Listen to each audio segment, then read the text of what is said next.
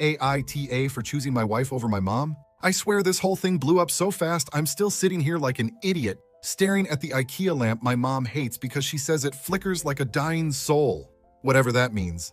So we live in Seattle, in this 2-bedroom apartment near a Safeway and a Starbucks where the barista already knows my wife's order. Iced oat latte, extra light ice, and yes, she complains every time they add too much. My mom moved in last year after her knees got worse and she couldn't handle her house alone anymore. At first it was fine. She watched reruns of Wheel of Fortune, my wife worked late, I cooked dinner like some wannabe Gordon Ramsay who keeps burning rice. Normal. But then the baby comments started. Not even comments. Hints. Like we'd walk past the baby aisle at Target and she'd go, "Oh look, diapers on sale. Not that we'll ever need them." I'd pretend I didn't hear it. My wife would pretend she didn't hear it. We'd all walk away like NPCs glitching in different directions. But 2 days ago, holy hell, we had my coworkers over, James and Linda, the couple who always looked like they just stepped out of a Disney Channel reboot. They brought their 2 kids who basically treated our apartment like a McDonald's playground. One of them shoved a Lego under the oven. It's still there. When they left, Mom comes out of the kitchen wiping her hands on a dish towel like she's about to negotiate a hostage situation and just stares at my wife. Not at me, at her. She goes, "So, you can't even give me 1 grandchild? Not even 1? You're 33. Women aren't meant to wait this long. Your clock is basically expiring." I swear the air froze like we were in a damn Costco freezer aisle. My wife just calmly puts down her glass of water and goes, "It's my body. I get to decide if I have a child." Mom fires back instantly. "Some decisions aren't just about you. Families continue through children. What are you scared of? Losing your figure? Your job? What exactly is so important?" My wife, "Are you seriously talking to me like this right now?" They're both talking over each other. My mom's voice is getting that sharp edge she used to use on me when I forgot homework in middle school. My wife is standing there with her arms crossed, doing that thing where she tilts her head slightly like she's trying really hard not to explode. Then my mom says, "I gave everything for this family, everything. The least you could do is give us a future." My wife shoots back, "I'm not a uterus on legs." I don't even remember standing up, but suddenly I'm between them like some Dollar Tree referee. And I snapped. Not loud enough for neighbors to hear, but loud enough that my mom's eyes went wide. I said, "Stop, just stop. It's her decision, not yours. You don't get to talk to her like that. I'm done with the comments." My mom looked like I slapped her. She actually stepped back. She didn't say a single word. She just walked into her room and shut the door. That was 2 days ago. She hasn't spoken to me since. Not one word. The only sound from her room is her watching Korean dramas on Netflix at full volume like she's trying to signal distress to the entire Pacific Northwest. She skipped dinner last night, barely touched breakfast today. And this morning she said, "Maybe I should move out. I'm clearly a burden," which felt like she punched me in the chest and then blamed me for being in the way. Now the whole apartment feels like a motel lobby after a fight. Cold, weird, quiet. My wife keeps asking if I'm okay.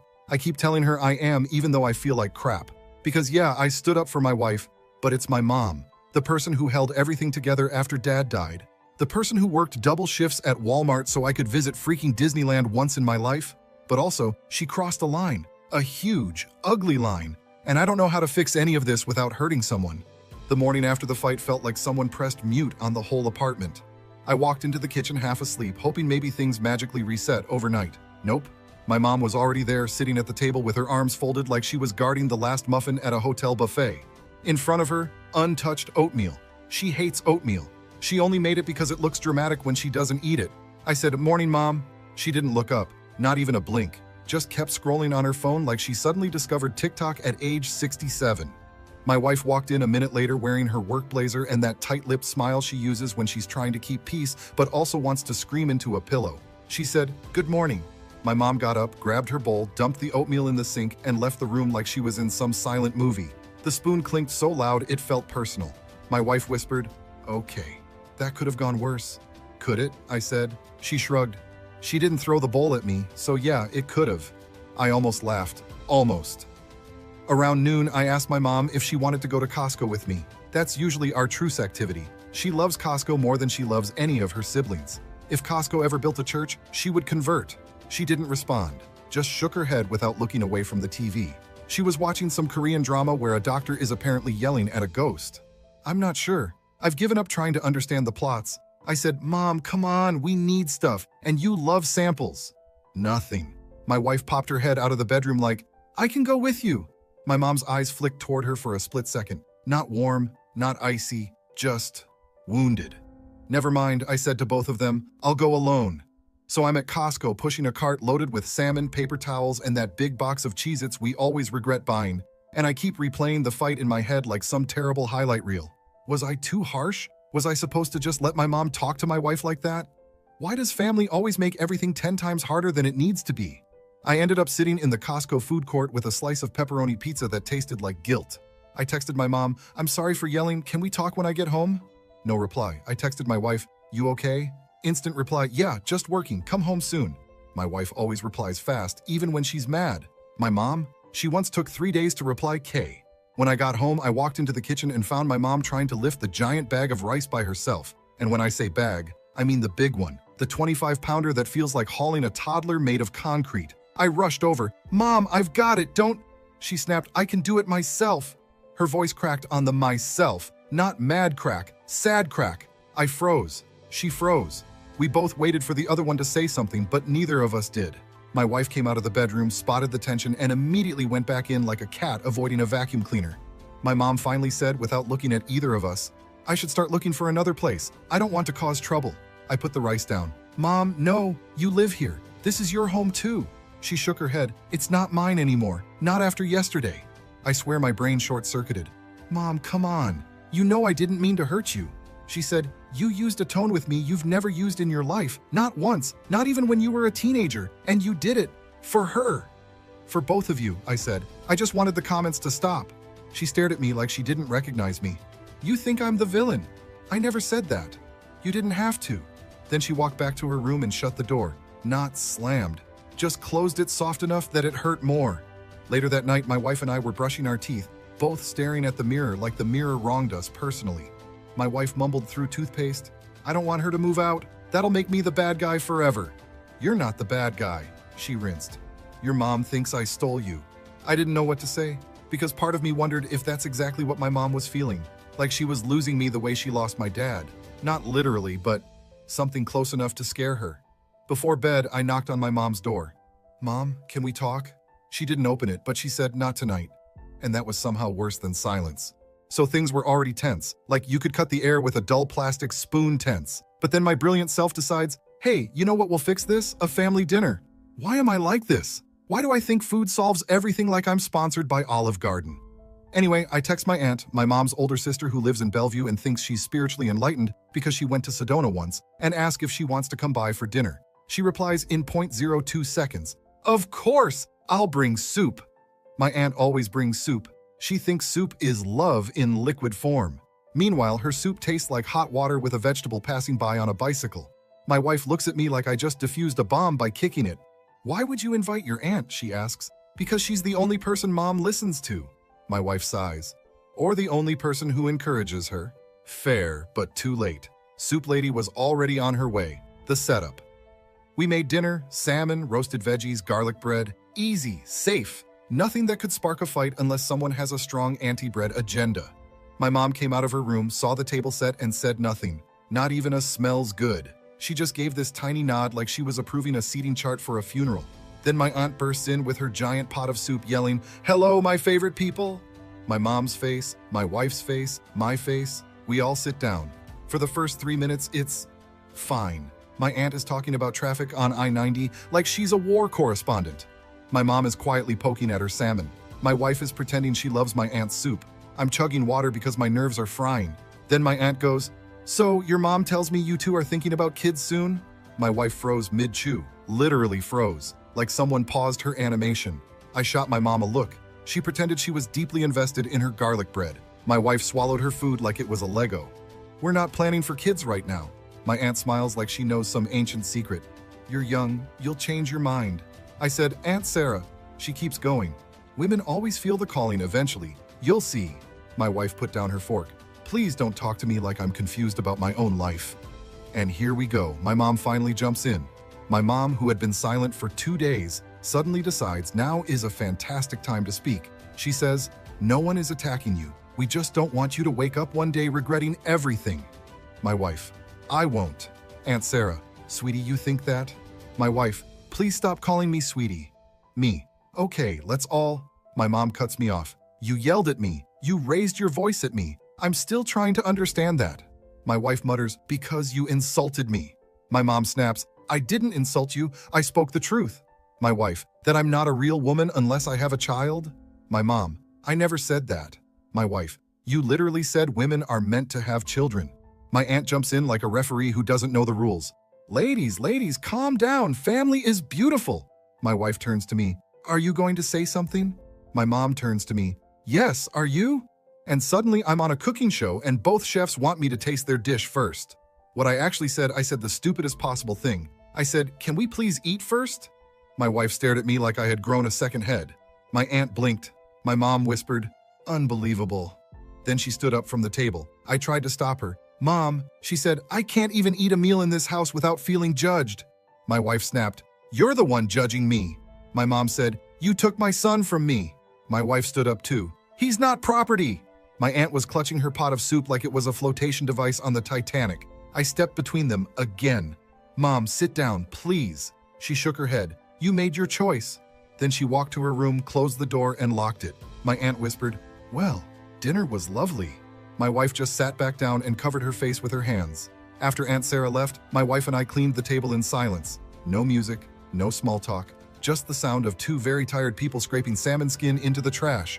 Then she said so quietly I almost didn't catch it, I'm starting to feel like I'm ruining your family. I dropped the sponge.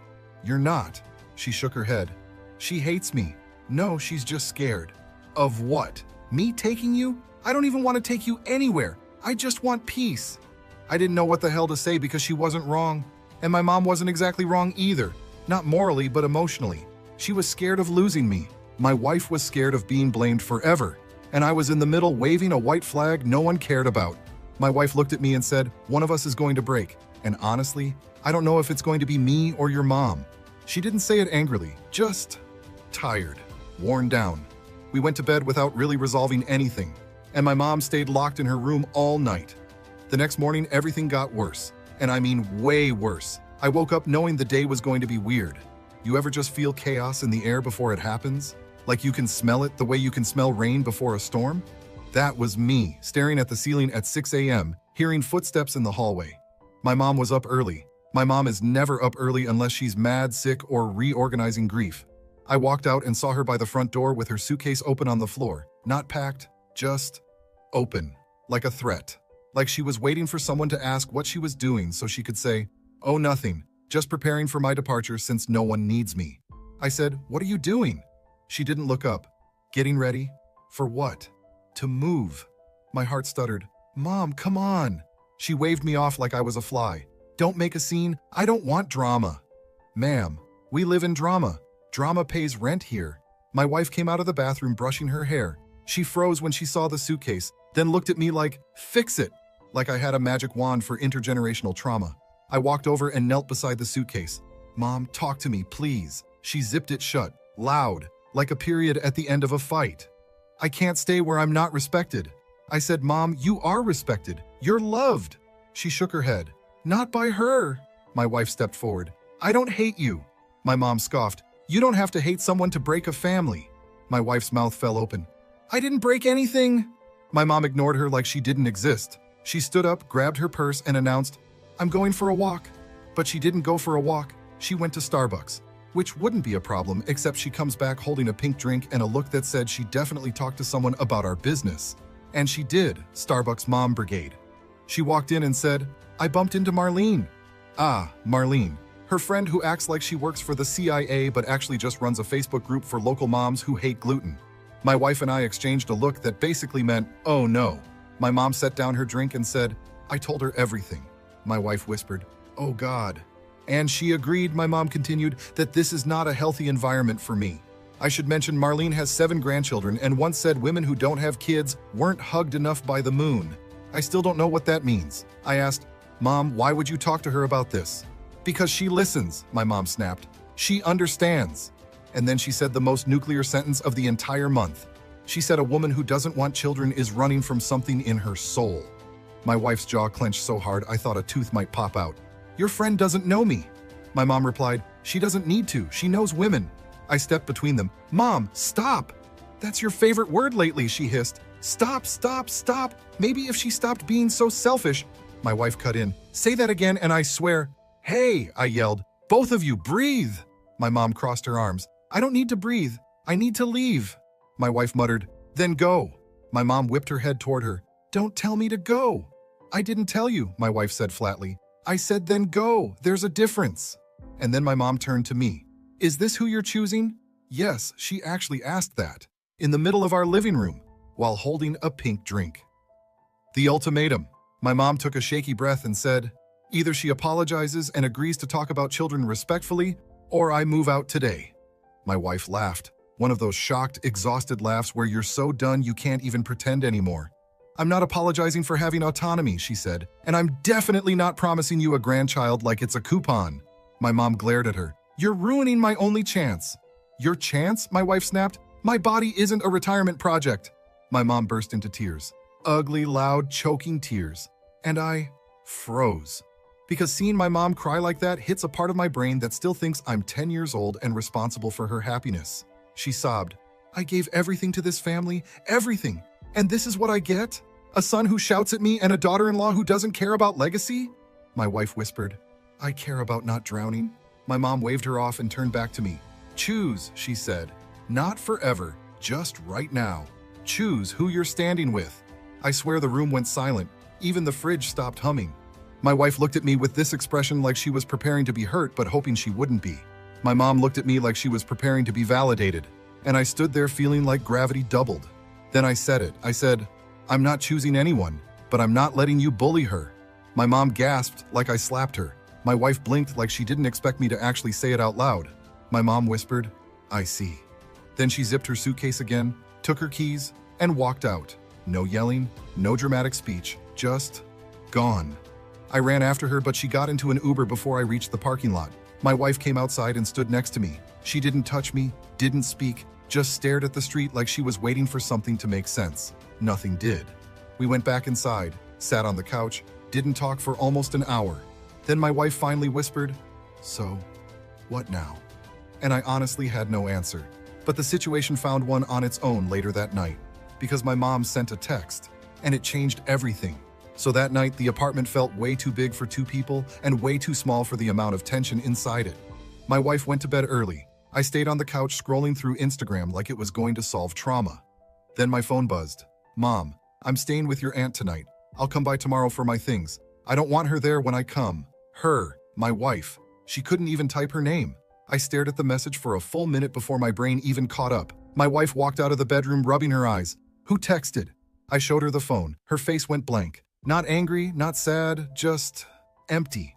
Okay, she said quietly, if that's what she wants. I hate that answer. People only say okay in that voice when things aren't okay at all. The morning after, also known as the emotional hangover. We barely talked over breakfast. My wife left for work early, grabbing her coffee like she was grabbing armor. I paced the apartment like a lunatic waiting for a jury verdict. Around 11 a.m., my mom's Uber pulled up. My stomach twisted. I opened the door before she could knock. She walked in like a guest, not like someone who lived here for a year. No hello, no hug, no eye contact. She just went straight to her room and started pulling clothes out of her dresser. And here's the weird thing. I didn't try to stop her this time. I just stood in the doorway watching her fold shirts like she was angry at the shirts themselves. After a minute, she said, "Is she gone?" My jaw tightened. "She has a name." Mom didn't reply. I asked, "Are you seriously leaving over one argument?" She looked at me finally. "This wasn't one argument. This has been building for a long time. You just didn't see it." "But why does it have to be a war?" I asked. "It doesn't," she said softly. "But she doesn't like me, and I don't trust her." That stung. Not because she said it, but because she meant it. My mom zipped her suitcase, sat on the edge of the bed, and sighed. "I'm scared," she said. "I won't lie. I'm scared to grow old alone. I'm scared you'll forget me. I'm scared she'll convince you that I'm a burden."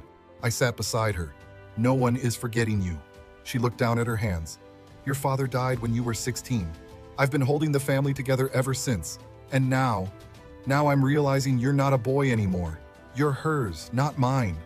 I whispered, "Mom, I'm not hers, I'm my own person." She gave this sad laugh. "That's even worse." The thing I didn't want to say but did anyway.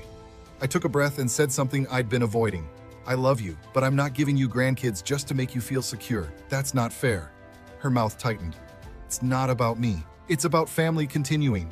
It's also our decision, I said, mine and hers, not yours. She stared at the floor for a long time. Then she said, "You've changed." I hope so. She didn't like that answer. The unexpected guest. Just as my mom rolled her suitcase into the living room, my wife walked in. Early, home from work, coffee still in hand. She froze. "Oh, I didn't know you were here." My mom tensed like she was bracing for impact. My wife walked past her, put her coffee down and said, "I'm not leaving my own home so you can pretend I don't exist." My mom's eyes narrowed. "I didn't ask you to leave home. I asked you to let me collect my things without tension." My wife. "Tension already exists. Ignoring it doesn't make it disappear." My mom. "You're very bold today." My wife. "Bold is better than silent." I stood between them again, my usual unpaid job. "Mom," I said, "talk to her, please." "I have nothing to say to her," she replied. My wife said, "Then I'll talk." And she did. She took a breath and said, "I'm not your enemy, I never was. But I'm not giving up my life plan to match your expectations. And I'm not apologizing for deciding what happens to my own body." My mom looked away. My wife kept going. "And you can think I'm selfish or cold or whatever makes this easier for you. But I'm not taking your son away from you. You're pushing him away by trying to control us." Then she paused and said the part that cracked something open. "I don't need you to like me, but I need you to stop hurting him." My mom's face changed, just slightly, but enough that I could tell the words landed somewhere she didn't want them to. She whispered, "I didn't mean to hurt him." My wife nodded. "I know." Silence. Not angry silence, just tired. The goodbye. My mom grabbed her suitcase handle. "I think it's best I stay with your aunt for now." I nodded. "Okay," she looked at my wife. "You won't hear from me for a little while." My wife said quietly, "Take whatever time you need." My mom walked to the door, paused, and said, "I hope you both know what you're doing." Then she left. The door clicked shut. And just like that, she wasn't living with us anymore. The real aftermath. My wife sat on the couch. I sat next to her. We didn't talk, didn't hug. We just stared at the wall like the wall might give us advice. After a few minutes, she said, "Do you hate me?" I said, "Of course not." She nodded, but she didn't look convinced. Then she said, "Do you hate her?" "No," I said instantly. "Never." Another nod. Then she whispered, "So we're both stuck in the middle." I exhaled. "Yeah, pretty much." She leaned back and said, "Your mom isn't wrong for wanting something, and I'm not wrong for not wanting it, but they can't exist in the same room anymore." "I know," I said. "What do we do now?" I thought about it, really thought. "We give it space," I finally said, "and we build our life on our terms, not hers, not Marlene's, not anyone else's." My wife gave a small laugh, "Especially not Marlene's." We sat there until it felt less heavy, not fixed, not perfect, just survivable, where things stand now. My mom is still with my aunt. We text, but lightly, safe topics, recipes, weather. She sent me a picture of a Costco rotisserie chicken yesterday like an olive branch. We'll be okay someday. Not today, maybe not next month, but someday. My wife and I are doing better. We talk more, we set boundaries. We treat the apartment like our home again, not a pressure cooker. Are we having kids? No idea. Maybe someday, maybe never. But that decision belongs to us. Not my mom, not Aunt Soup Lady, not the Starbucks Mom Brigade, just us. So, AITA, honestly, I don't think anyone in this story walks away clean. My mom pushed too hard, my wife snapped back. I waited too long to set boundaries. We all screwed up somewhere, but I think I did the right thing in the moment that mattered. I stood by my wife, and I didn't abandon my mom either. Both things can be true, and I'm learning that being a good son and a good husband sometimes means disappointing both sides a little, but protecting the relationship that needs you most in that moment. I'm still figuring it out, but at least now, no one's shouting, no one's slamming doors, and no one's being forced into a life they didn't choose. That has to count for something. Thanks for watching. If you liked the story, hit subscribe. See you in the next one.